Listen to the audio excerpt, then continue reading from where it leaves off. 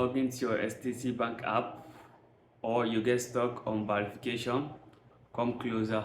I will show you exactly how to log in without any errors. Let's get started.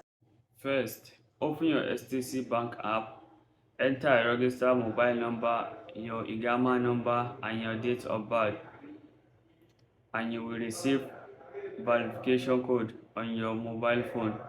Enter the OTP to continue. Now, enter your password to continue. Step 5. You will see two options: trusted device or replacement device. Step 6. Another OTP will send to your mobile number. Enter it to continue. Step 7. Call verification. You will receive a call from bank. Answer it and select the number they tell you to confirm your device. Don't ignore this message or login will fail. Step 8. Nafath verification. Now complete the Nafath verification request.